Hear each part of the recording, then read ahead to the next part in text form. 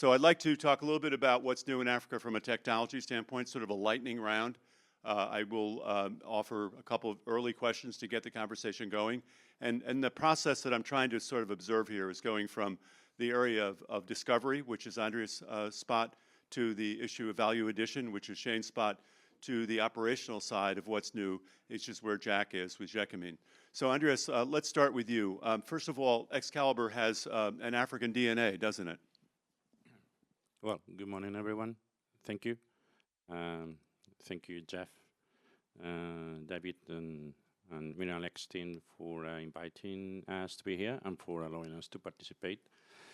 Little comment, we are on mapping the anomalies. Discoveries has to be done by the companies.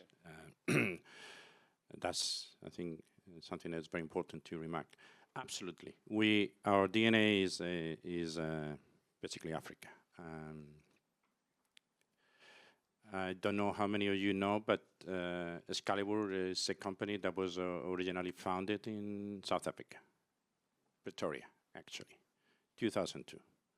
And then I invested, was in 2008. It was a company with one aircraft and basically one magnetic radiometric systems. And we worked basically in Africa until 2018. So the first project we did outside Africa was in 2018. Then the story is now today we are basically the company, we moved headquarters to Spain. We are a European company, offices in 50 countries with more than 120 systems and 45 aircrafts. But that's the origin of the company. And we are very proud of having so far contributed to Africa in developing the natural resources. So we've learned today that we've known for many years that Africa is the most underexplored continent. What is the power of getting this information out there? I mean, we talked a lot about open data, which is an objective that I hope will come over time, and how it's empowered the oil and gas industry to become what it is. But tell us a little bit about where Africa stands relative to other continents in terms of exploration, and how are we going to improve that database, and how we're going to be able to share that database among African countries. Okay, interesting question. I think my friend Kurt should be here because he said yesterday everything that I would like to say about sharing the data.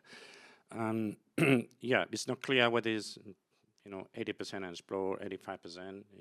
It depends on how you consider the data, but it's a little explored, which is a problem.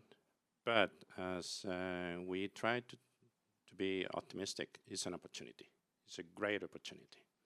And let me tell you something. Some of the data sets that are being developed now in Africa are much better than the data set we have in Europe, or even here in US, even in Australia, which most probably is the world-class reference of pre-competitive data. The technology has been evolving. The systems you have 50 years ago is not what you have today. Some new technologies has been developed.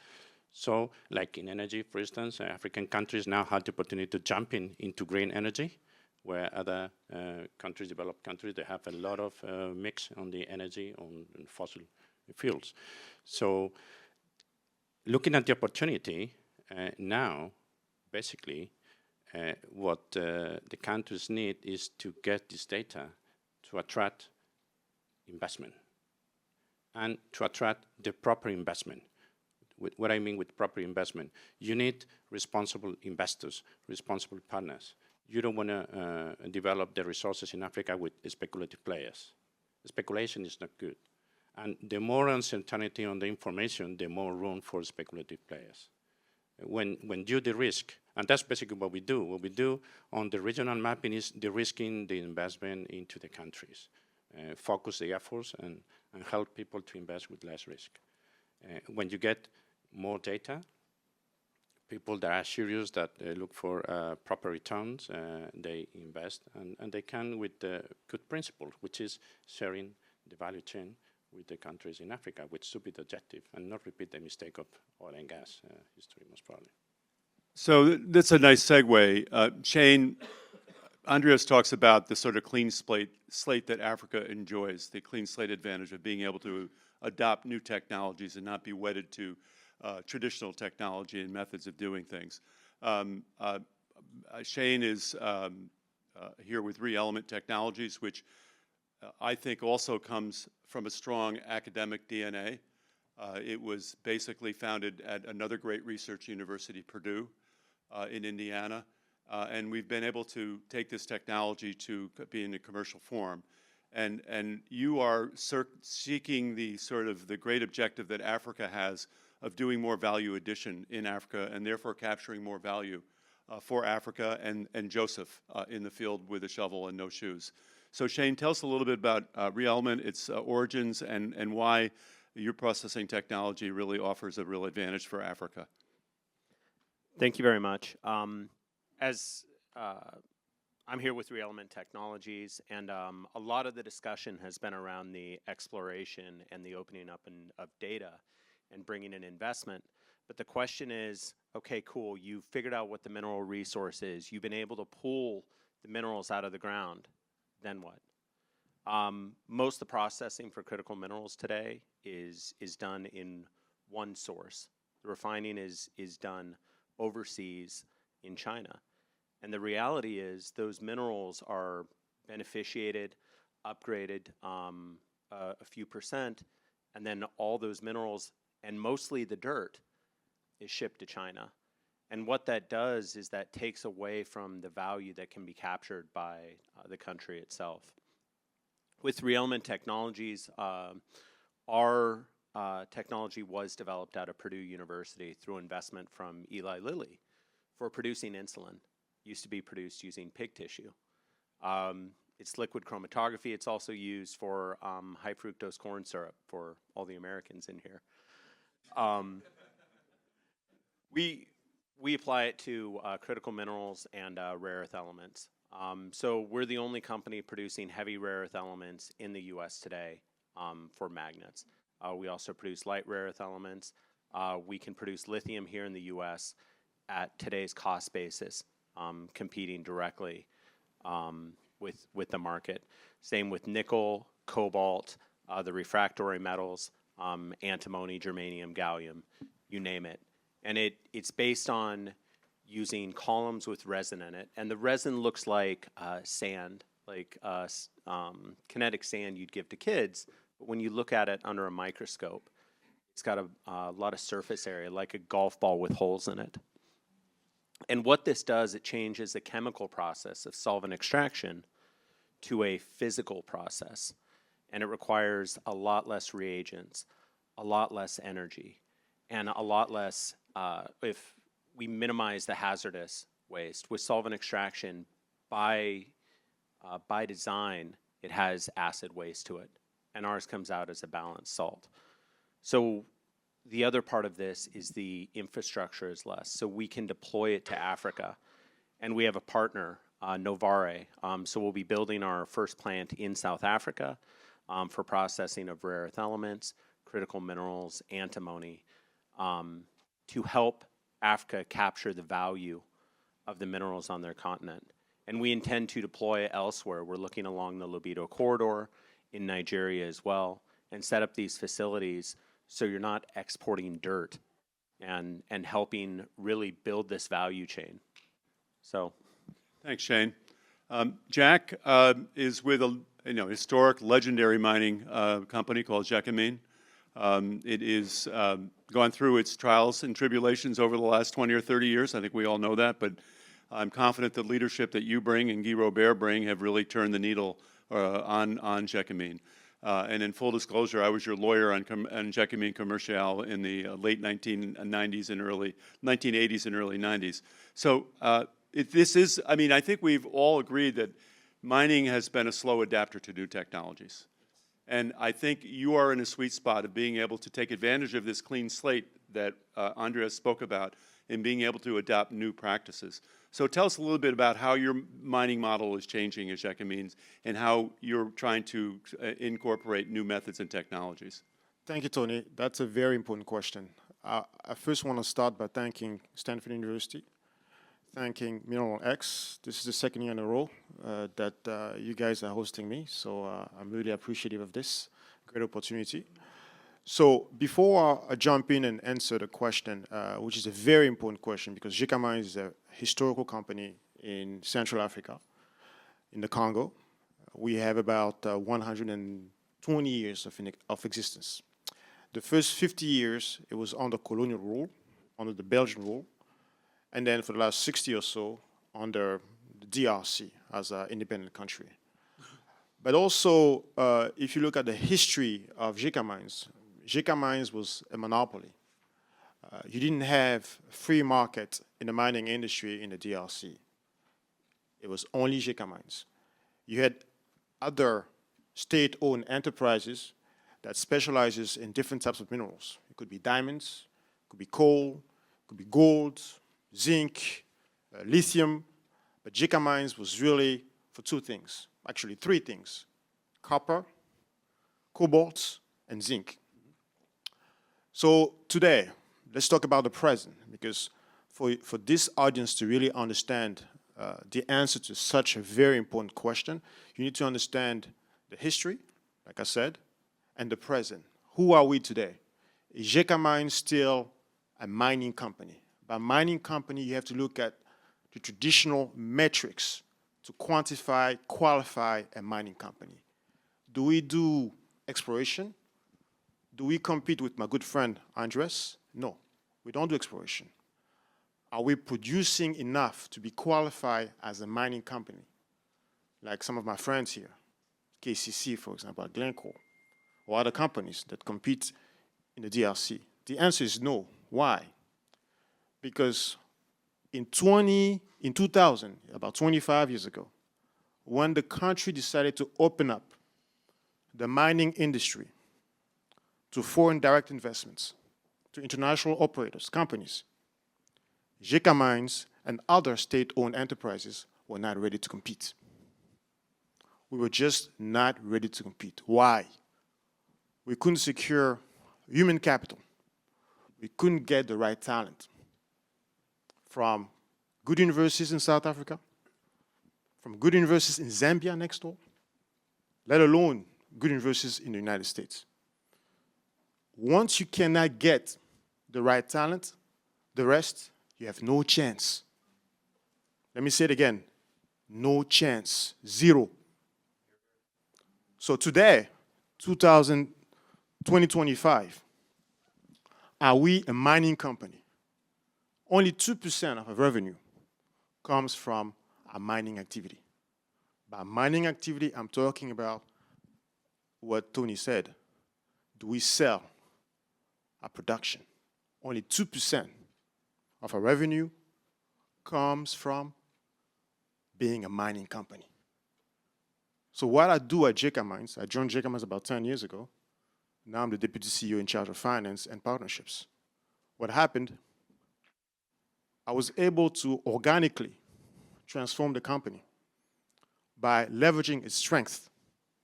The strength of Gecamines is its portfolio of partnerships.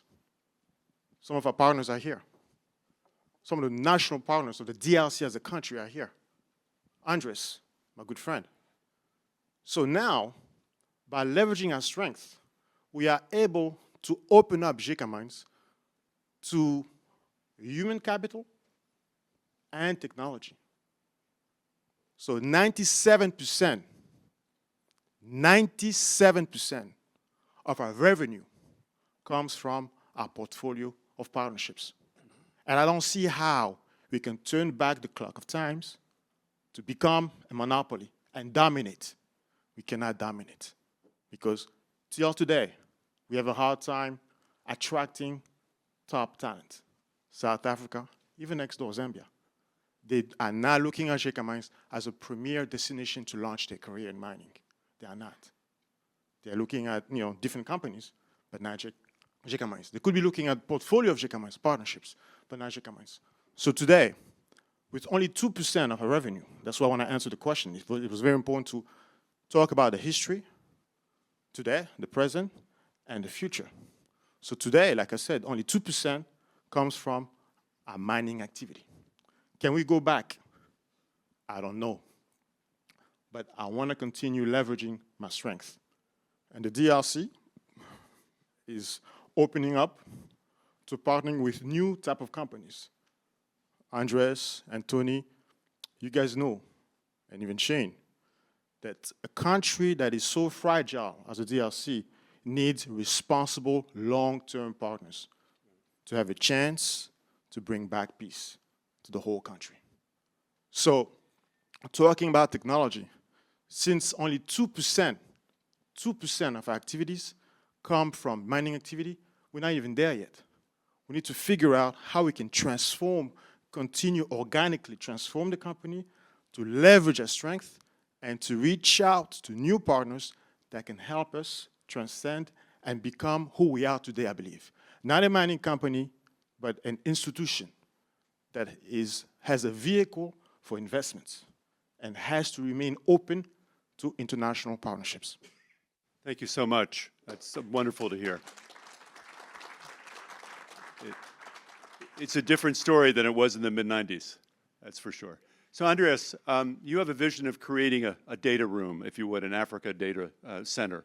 Of course, it's going to have to be capacitated by the analytical capabilities. Is part of your vision to try to train and capacitate Africans to help be able to utilize this data and these platforms for better use? Absolutely. Our vision, not my vision, it's a vision of a bunch of people, is to really create a data set, comprehensive, updated with the latest technology for the whole Africa. So far we are working case by cases with MAP, Angola, Zambia, we're doing DRC, we will restart the program very soon, Nigeria, Togo, Benin, Sierra Leone, case by case, with different funding models. Some case World Bank, some case bilateral financing, some case kind of private public financing. There's a lot of work. If we do it for the whole continent, that will be much more efficient for the benefit. And then, as Cord was saying yesterday, the objective is to share the data. I don't fully agree with the matrix on how you pay, how you get the data, but conceptually, 100%, 120%. The data has to be shared, the best data. And we're working on an initiative. It's not easy, you can imagine, in Africa, a lot of complications. By just to give you some examples, comparing, for instance, Zambia. Zambia is 750,000 square kilometers. We map in Zambia in 2 years. That's basically by end of next year, Zambia will have, and I can tell clearly here, the best airborne geophysics data in the world. Not in Africa, in the world. Better than Australia. Australia is very comprehensive. They have obviously very good ground data, and US also. But in terms of geophysics, the resolution in Zambia will be much better in 2 years. If you put resources together, you can map Africa between 10 and 15 years with the best data today. That will, imagine for the investors here or outside, imagine that you can have in Africa data that help you de-risking your investments. Obviously, that is not enough. You need a legal framework, and I guess depends on the local people, and you need safety, security, which in some cases is not clear right now. Yeah. But you get that level, that will accelerate the investments in Africa, which is what they need. There's a relationship between prosperity and peace. And I think that if we continue to have millions of people that are unable to have gainful lives and enriched lives and communities that are fragile, then I think conflict will be a perpetual problem. So improving the lives of people and developing prosperity is a path for peace as well. Shane, you touched a little bit upon it, but one of the concerns about whether Africa has the infrastructure to support value addition. It seems to me that ReElement has a smaller footprint in terms of its energy use. Also, you have a much cleaner environmental outcome. So tell us a little bit about why your technology, your mousetrap, as it were, is more efficient and perhaps better suited for Africa. Yeah, I think a few different things. First of all, you're using less reagents. So that's one of the things is in a lot of countries which are landlocked, it can be more expensive to get reagents in. Second, as we know, traditional processing technology can be very dirty for the environment and very impactful. So when you can go through a faster permitting time because you have a cleaner, as Tony says, a mousetrap, and have a lower environmental impact, I think that really impacts the ability to operate in a country. And then power. Power is always a concern in Africa. So through a lower power requirement and being able to supplement with batteries to stabilize the power, it really opens the doors to be able to process locally and be able to do the refining in country versus having to export the material overseas. Jack, I'm going to close and ask you your observations, if you would, on intra-Africa collaboration. You know, the Africa Continental Free Trade Agreement is now a reality. The reality of that may be that processing might make more sense in a country next to where the minerals are rather than the minerals are. Do you think there's ambition enough for the Africa Continental Free Trade Agreement to allow processing in a country that isn't where the minerals are located? Do you think that's part of Africa's future? That's also a very important question. And that's really at the national level because, like I said, Gecamines is a state-owned enterprise. And that policy or that national policy and collaborating with the neighboring countries, Zambia, Angola, that is a reality. Even Tanzania, you can even add Tanzania to that mix. So when we look at where the minerals are located, the DRC is by far the biggest player. And that infrastructure in Zambia is well established. Angola is way ahead. But the bottleneck seems to be the DRC. So how do we move the needle? I think that's where the State Department, that's where the Ministry of Foreign Affairs of the DRC have a huge leading role to play. And I think for Gecamines, we've signed MOUs with all the major players, including the AFC, to the Africa Finance Corporation, to commit to have a big volume out of our joint venture production.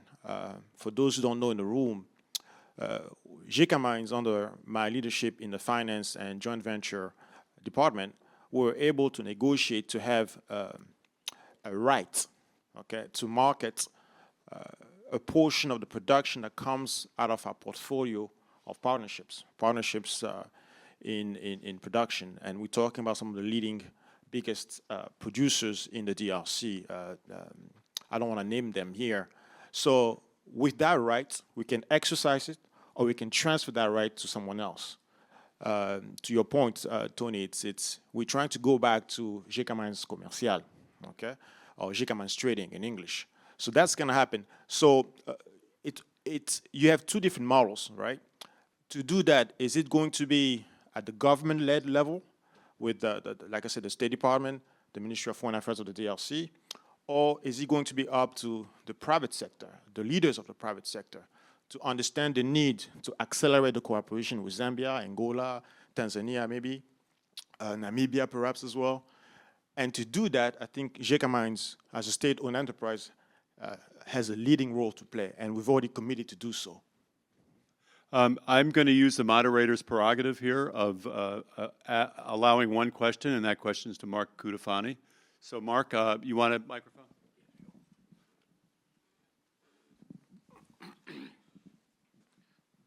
Fellas, congratulations. It sounds very exciting. I have one question.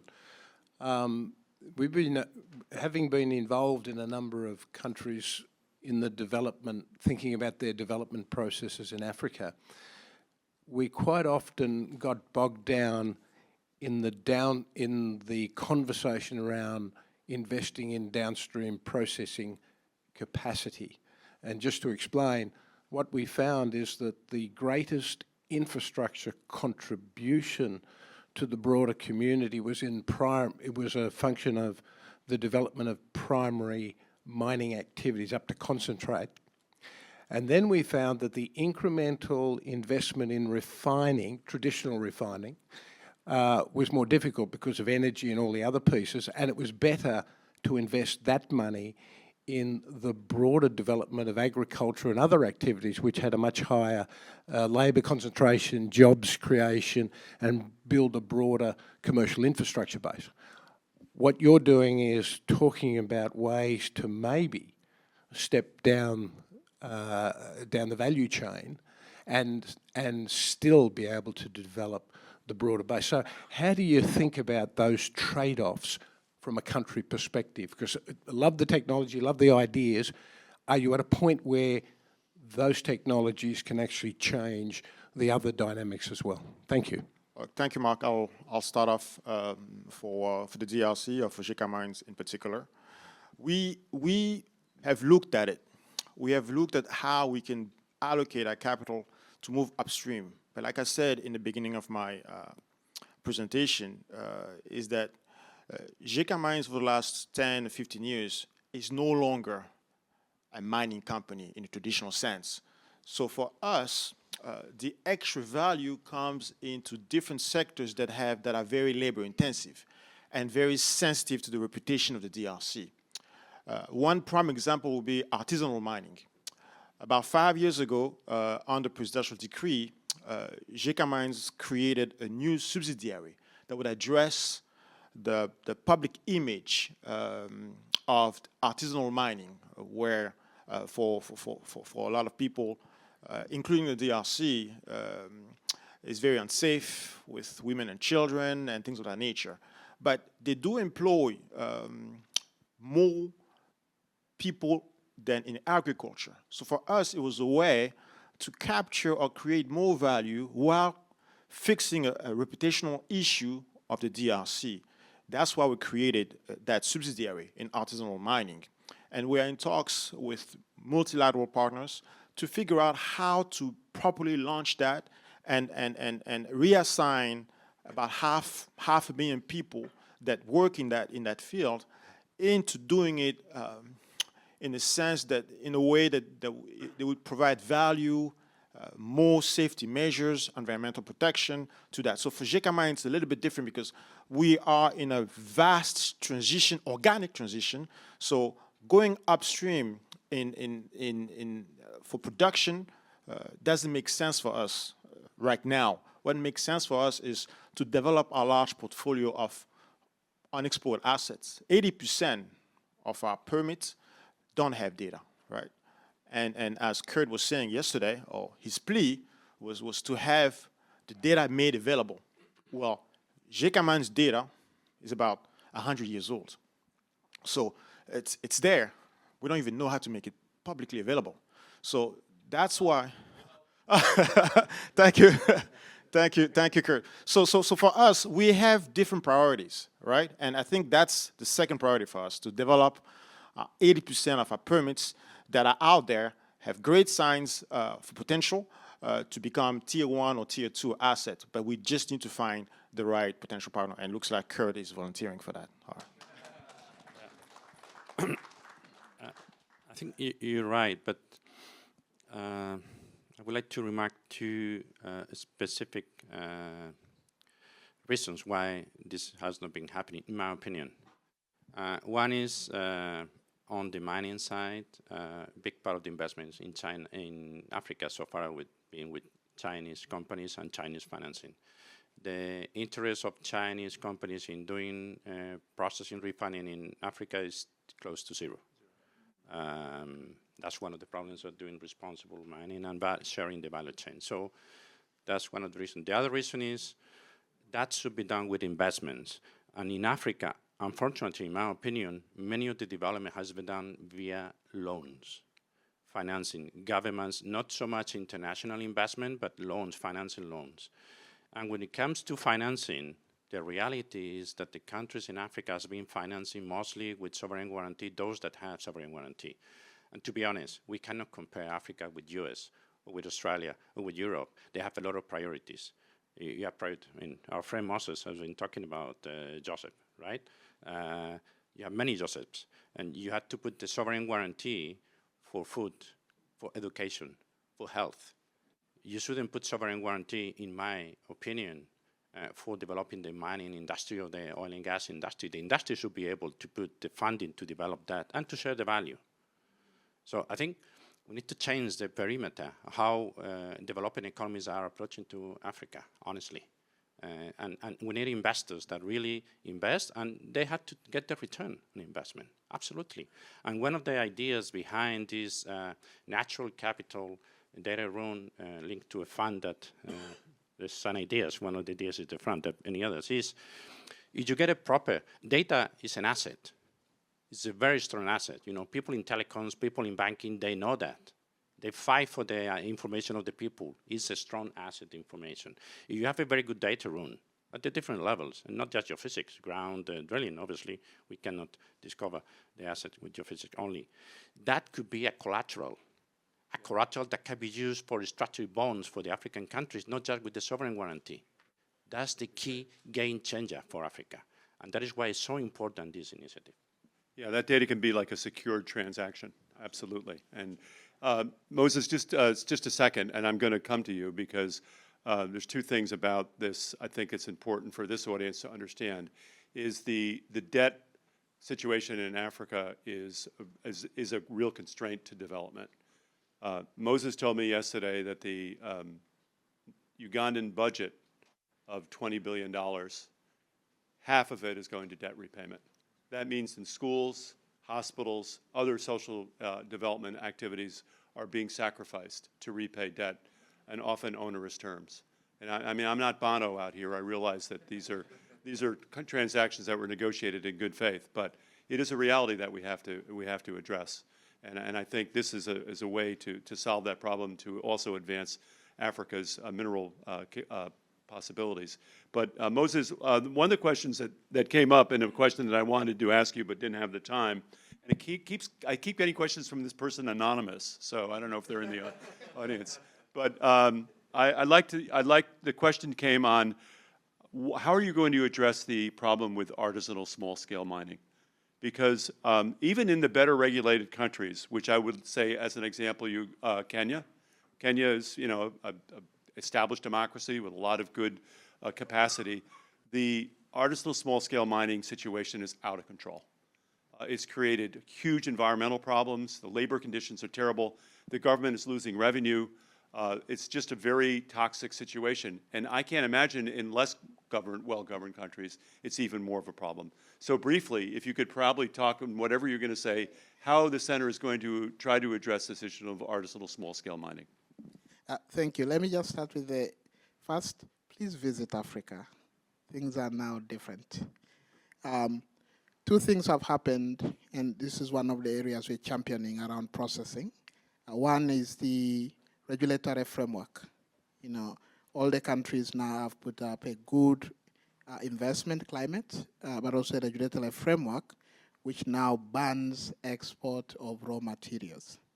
And that has been accompanied by enablers that if you go to Nigeria now, there are some mega projects for processing that are coming up this year.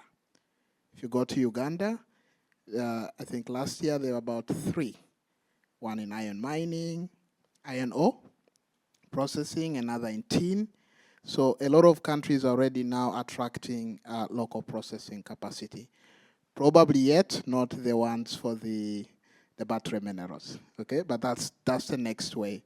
So there is already something that's happening that's driven by the private sector, but with great support from government through, ideally, the Gecamines in the various countries.